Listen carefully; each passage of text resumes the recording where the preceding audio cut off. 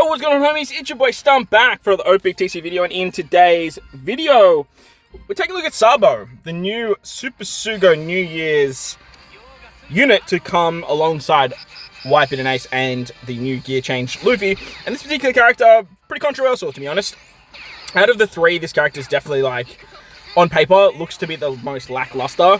However, in hindsight, he probably has the highest damage potential. And in today's video, we're going to take him into some content, take him into some like arena sort of stuff, 13-star content, see how he rocks and he rolls outside of like his base content. Now, I'm going to take on PK level 150 plus just because that particular scene has a lot of characters that he works really well with. But we're going to start off with Sanjuan Wolf, just sort of like taking him in with a fighter and cerebral based team. And showcasing sort of how he works here. So, as a captain, he can remove Despair. He's up to a 6.5 times captain, which is pretty strong for cerebrals and fighters. As long as you have 10 different buffs, you actually get up to the 6.5. Or, if you actually utilize his special in a turn, you get a 6.5 times attack boost. He's a super EX character that can be used as a sailor, which is a huge benefit to the unit. But his EX buffs cerebrals, and it buffs int-based characters with the super EX ability. The Super EX is going to give a orb buff to cerebrals and fighters. It can be overwritten, so, and a 2 times multiplier, which works exceptional for the 6+ waifus. They just get like the orb buff and top of the chain boundary, and it works exceptionally well. But Sabo, being the cerebral sort of EX that he is and working on a fighter team, it kind of doesn't really match up all that perfectly when it comes to what you really want to be doing with this particular character for the big damage teams. All in all, though, he's like one of the best cerebral characters. He's definitely going to find a home on the cerebral-based teams, either as a leader or as a sub, just because you can get that EX ability off really, really easily. And like if you're partnering up with like 10th Annie Shanks or 10th Annie Luffy, he's going to do wonderful things for int-based teams, cerebral teams, and fighter-based teams alike. So very, very powerful captain. The ability to remove Despair is actually really nice as well. And if you use a particular buff that he brought in, being the it's basically super type. Not super type. It's basically like super effective class, which is a bit of a weird one. So if you use his particular buff that he actually has, he actually extends it by 1 turn. So very interesting ability. If you are utilizing 2 Sabos, then you can get the second part of his special ability, which we'll talk about in a little bit. He's a super tandem character as well, and he works really well with ace characters, Didane's, the Revolutionary Army, Luffy's, and then other characters like Robin and stuff like that as well. So that was Arena, Sanjuan Wolf getting it done no stall, like fairly simply. There's no cooldowns in the captain, which is kind of a bummer. No like crazy matchy orbs, but he's okay. He's a pretty good captain. As you guys know, though, we do live in a hybrid-based world, and he's going to work best when you do hybrid him up with another very powerful character. And obviously the characters that came out alongside him, being Ace and Whitebeard and the Gear Change Luffy, and the fighter-based build are going to be his strongest suits in terms of how much damage output he can provide. Obviously these characters provide a lot of good utility. Luffy's a rainbow captain. The rare recruits that go alongside him work exceptionally well, being the Garp and the Didane. So heading over to PK, the content they were kind of designed for, and we're going to sort of see how they rock and they roll. Another upside to Sabo being a cerebral booster is he has access to characters like Nami Karina. There's a lot of very good cerebral Robins that fit the bill. Pretty much all of the Revolutionary Army characters that he needs for either his EX or his Super Tandem, they're all cerebrals as well. So putting together a team that sort of works with his EX and his Super Tandem ability, it's pretty easy. And like 99% of Luffy's are fighters as well, so chucking a Luffy on the team's not too challenging as well. Getting some fighter aces can be a little bit of a problem, but like Luffy, you're definitely never going to have any issues. His special ability gives the new conditional buff against class abilities, and this is an area where I could actually showcase that, so it's another reason I wanted to jump in. But this ability is really only going to be useful when doing stuff like PKA or doing stuff like Super Boss or 10-star Kazuna. That's really the only place that we've seen these weakness buffs in the game, and that's where you will get the conditional buff based off if the enemy has the weakness. So unfortunately, there's no unit that can apply the weakness. There's no unit that can just sort of give that. You have to sort of wait for the content to come around to have a weakness to either cerebral or fighters, which is what Sabo gives. So that's the huge downside to the character. The fact that they give like a conditional buff or a color affinity buff. Class affinity is what we probably call it. He gives a class affinity buff, but only when the enemy is weak to certain classes. However, when the enemy is weak to a certain class, and then you have like a class conditional, Like, this is disgusting amounts of damage. He can do this up to a 3 times multiplier.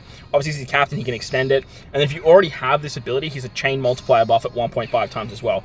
However, if you have 5 turns of tap timing bonus, which is what Luffy can provide, and what Dineen can provide, the waifus can provide with their EX and stuff like that, if you have 5 or more turns of this, Sabo can actually apply both the class effectiveness as well as the chain multiplicative buff, which can also be increased by 2 times, by the way. So, very interesting stuff.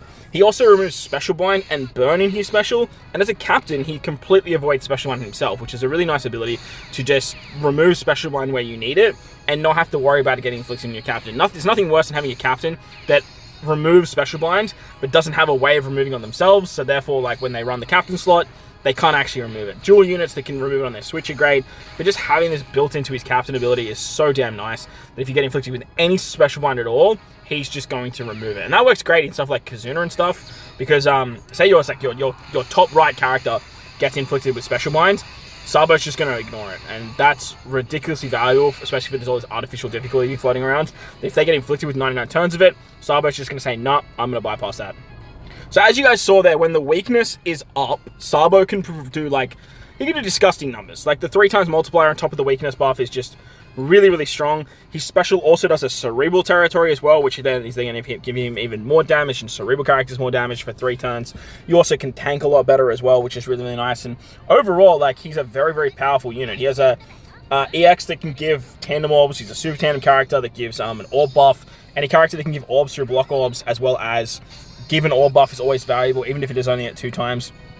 And on top of that, like I said, he has access to some really strong characters. Cerebral are in this weird position where they have a lot of support going for them, but they're not like the top echelons of class. But when you run Cerebrals, you never really have an issue with figuring out a way to make them work. It's just the issue of, like, making them hit that sort of next echelons of damage, or hit that next echelons of, like, true power.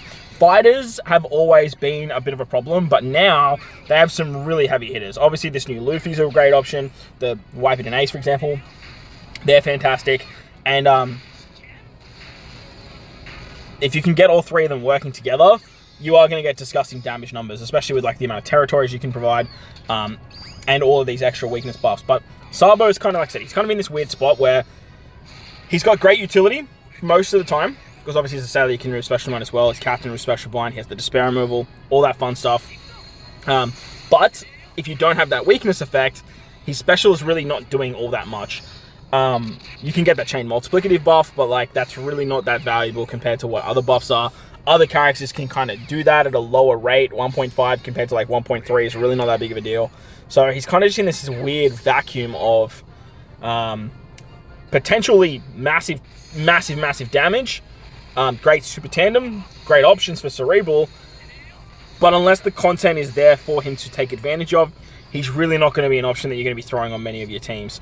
Like I said, for fighters, sure. For Cerebrals, yes, he's buffing these weaker classes, but these weaker classes need a little bit more than something that is not just super conditional, in sense that you need the enemy to proc something for you to be able to apply that amount of damage. If he gave the weakness ability and then gave that effectiveness, it'd be wonderful. It'd be so good.